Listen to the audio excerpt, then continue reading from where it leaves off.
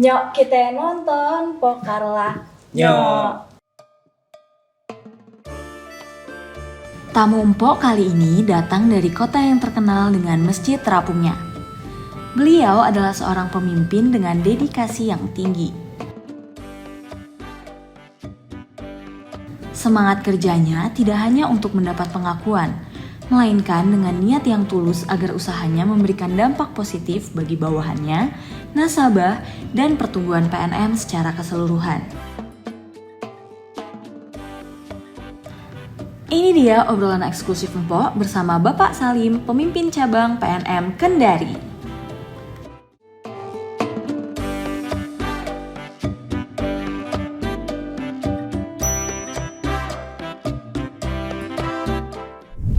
Halo Sobat PKU yang ada di rumah, balik lagi nih di Empok Karla, podcast Mekar Ulam. Sekarang Empok lagi ada di kota yang punya masjid yang mengapung di atas laut.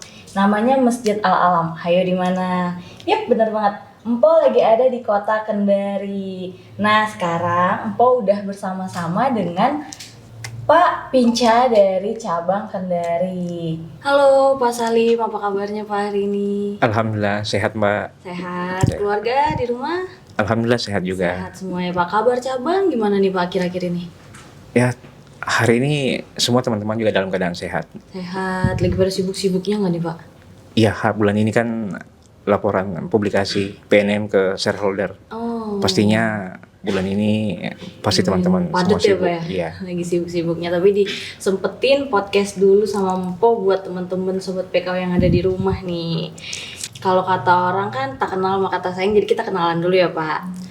Bapak sebelum berkarir di PNM itu emang latar belakang kuliah sekolahnya dulu emang akuntansi kah atau apa Pak?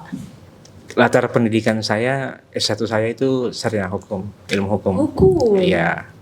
Lalu? Kemudian lanjut S2. S2 saya itu magister manajemen. Manajemen. Oh, masih masuk lah ini Pak. Masuklah. Terus kenapa memutuskan masuk ke PNM Pak? Awalnya sebelumnya berkarir di sejenis ini juga atau perbankan juga atau gimana Pak? Iya, saya sempat beberapa kali pindah kerja Mbak. Sebelum akhirnya saya memutuskan kerja di PNM. Dulu setelah kuliah, awalnya saya berkarir di PT Hanjaya Mandala Sampurna. Gimana itu Pak? Perusahaan rokok terbesar di Indonesia.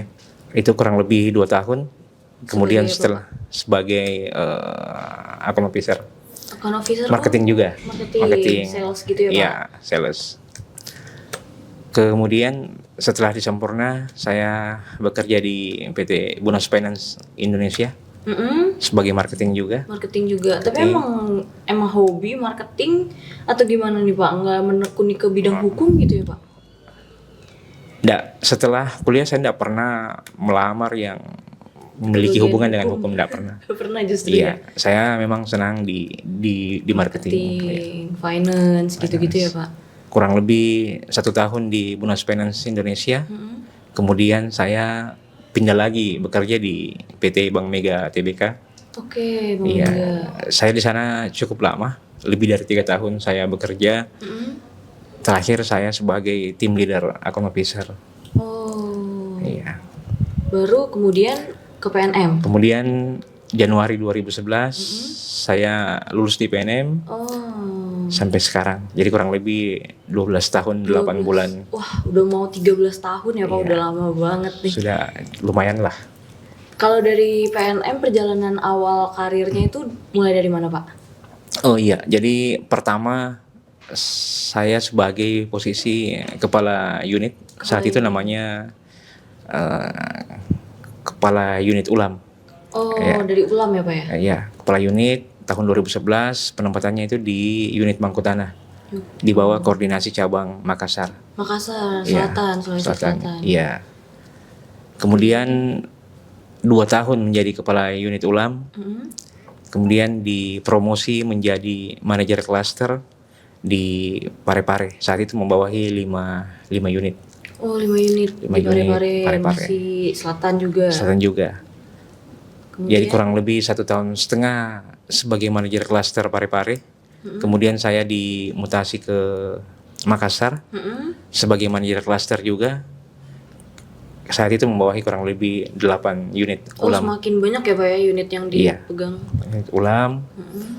Itu juga kurang lebih 1,5 tahun. 1,5 tahun. Kemudian tahun 2015 ada perubahan struktur organisasi di PNM, menghilangkan struktur klaster pada saat itu. Kemudian saya dimutasi menjadi manajer bisnis di cabang Di cabang mana Pak? cabang Makassar. Cabang Makassar. Iya.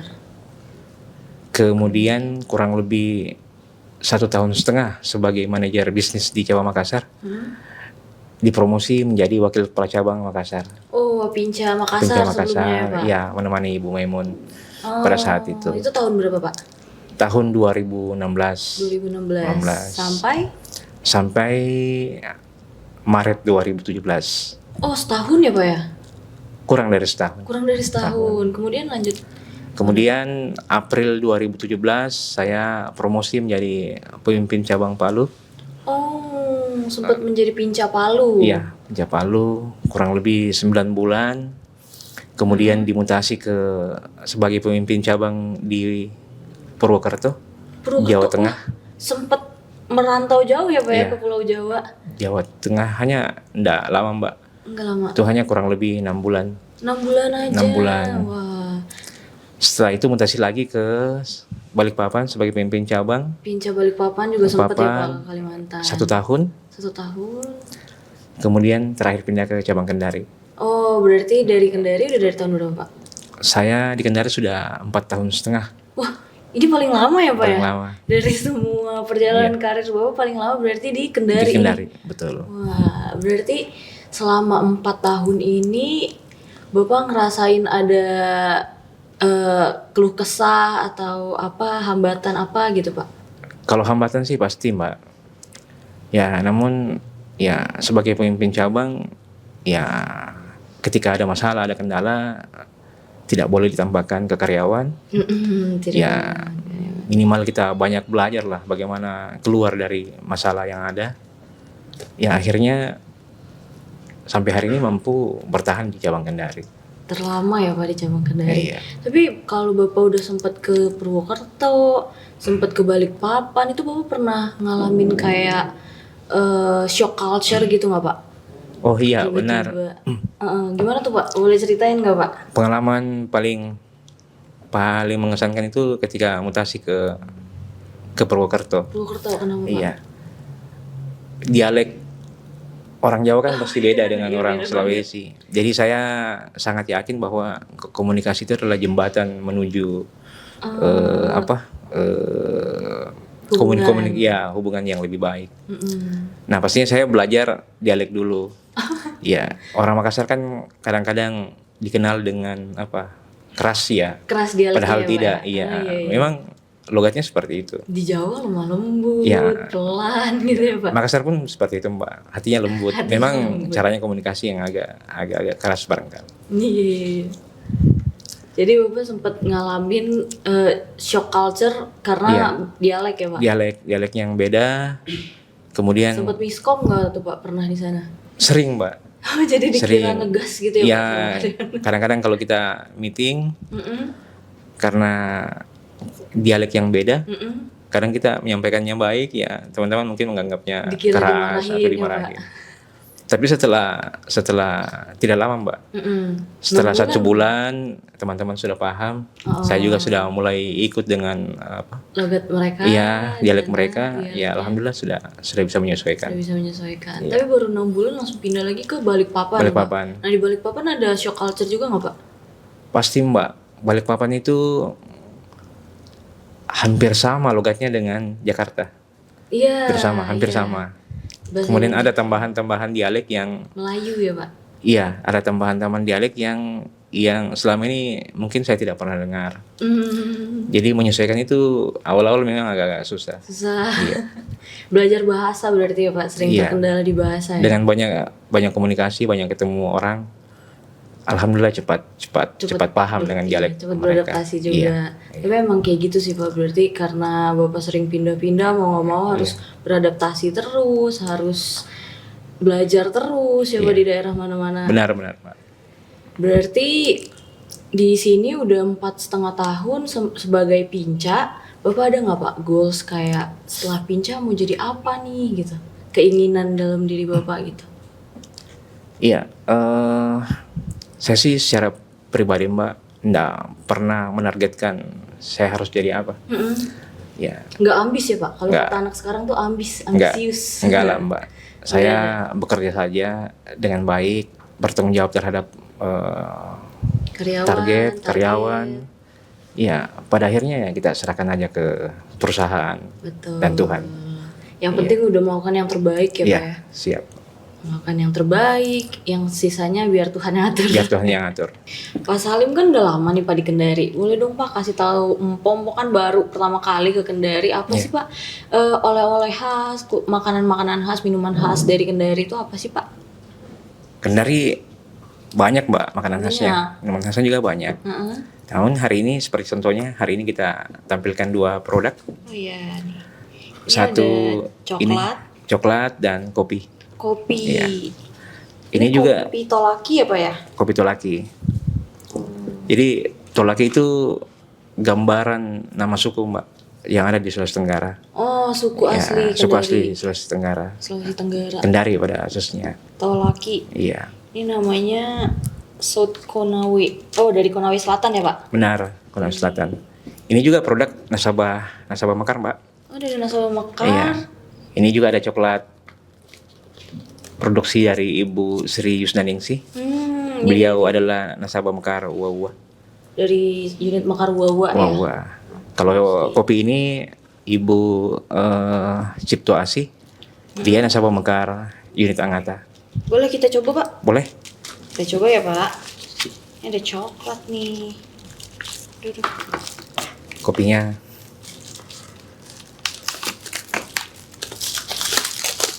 Ini sudah dikemas dalam bentuk saset, Mbak. Oh iya, cakep Iya. banget sih Pak.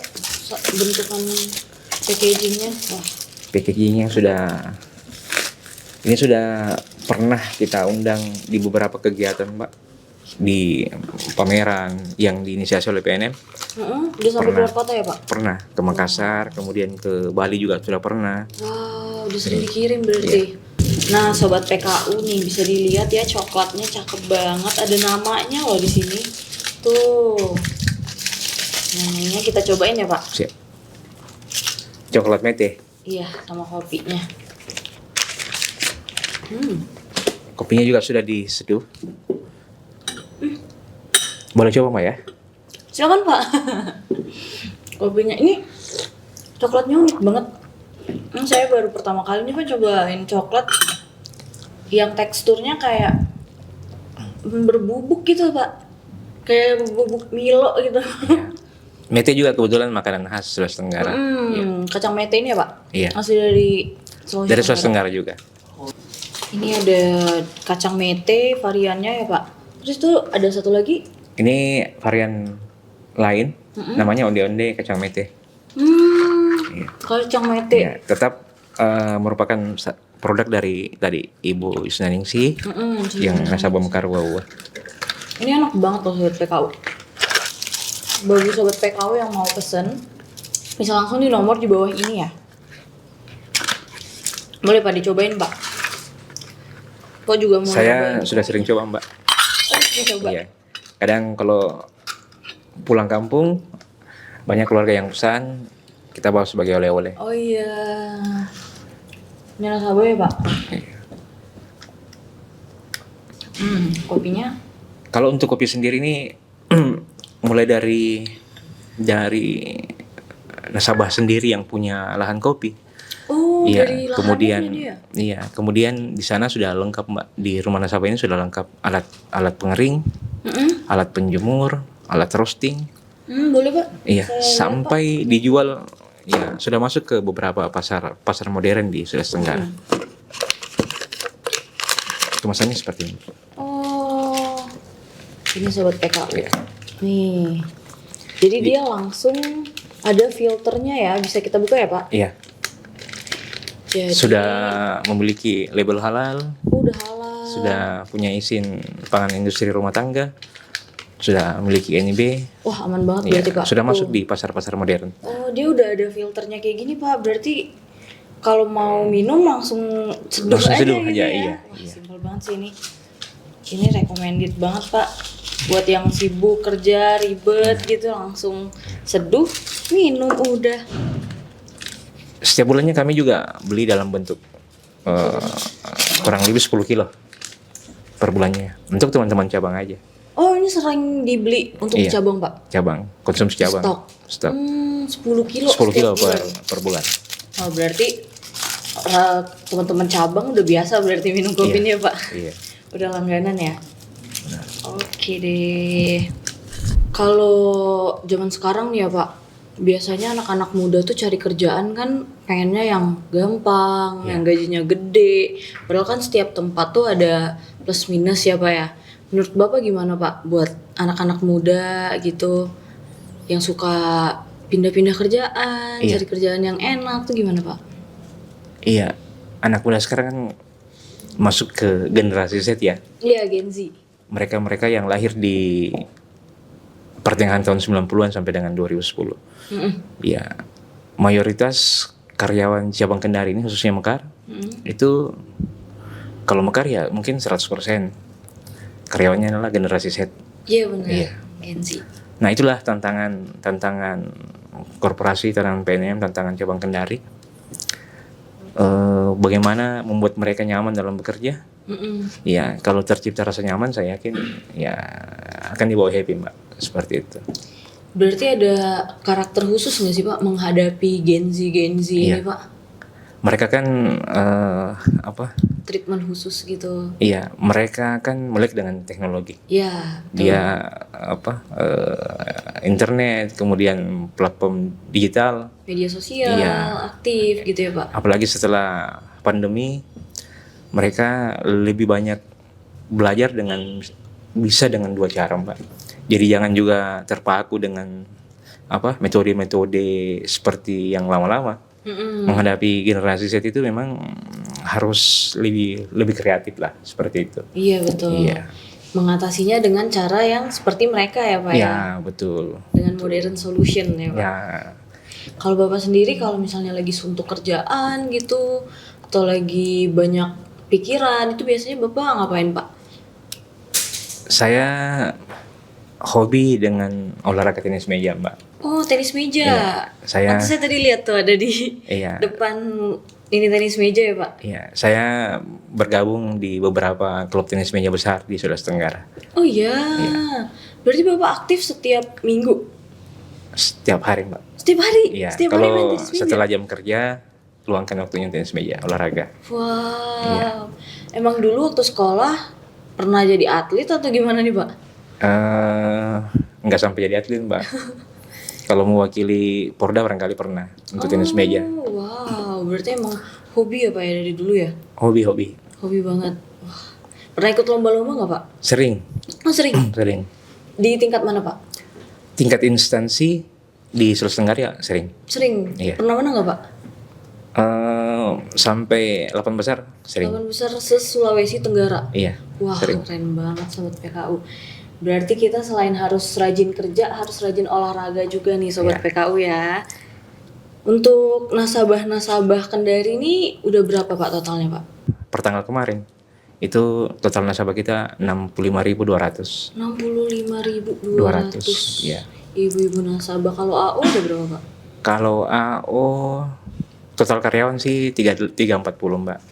Kalau total AO per hari ini 183 orang. 180. 83 orang dari komposisi yang seharusnya itu 204. Berarti gapnya kurang lebih hampir 20 ya. Iya. 20. Berarti nasabah Kendari ini dari awal Bapak datang makin meningkat atau gimana Pak? Meningkat di tahun kemarin, di tahun 2022 Desember total nasabah itu 57.000. Saat ini kurang lebih 65.000, berarti ada pertumbuhan portofolio di nasabah itu kurang lebih 8.000 nasabah. Hampir 10.000 ya Pak ya? Banyak juga. Untuk nasabah itu apakah sering ada program pelatihan kah atau kayak gimana Pak? Ya, Sejak program. Bapak jadi Pinca Kendari. Iya. Kalau program latihan kan program yang sudah ditentukan sama kantor pusat. Itu jalan terus. Jalan terus. Ya, banyak program yang kita berikan kepada nasabah. Baik itu PKM, kemudian ada dari divisi PKU. Terus untuk lingkungan dan sosial juga ada TJSL. Oh gitu. Iya. Bapak ada mungkin pesan-pesan untuk nasabah-nasabah gimana supaya bisa usahanya semakin berkembang Iya. gitu. Pesannya mungkin untuk karyawan, Mbak ya. Untuk karyawan boleh. Ya,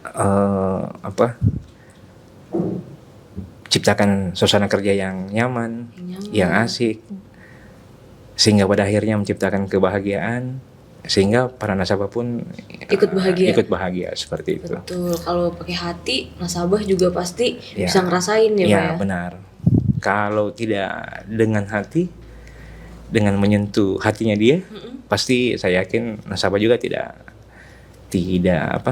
menerima dengan baik kehadiran teman-teman seperti itu. Mungkin ada pesan-kesan untuk PNM Pak? Untuk PNM Iya. apakah ada program yang ingin Bapak laksanakan Iya. atau ada target gitu Pak? Ya, untuk PNM sendiri secara pribadi saya berharap semoga semakin berkembang, semakin tumbuh, semakin peduli terhadap masyarakat, nasabah. Ya, dengan harapan ya bagaimana menumbuhkan atau membangkitkan kesejahteraan bagi para UMKM seperti UMKM itu. Indonesia ya Pak ya. Seperti itu. Oke deh, mungkin sekian dulu Ya, bincang-bincang makasih, Mbak. kita hari ini sama Pak Salim, pimpinan cabang dari Kendari. Oke deh, sekian dulu podcast Mekar Ulam hari ini. Jangan lupa nonton podcast Pokarlah selanjutnya. Nyok kita nonton Pokarlah. Nyok.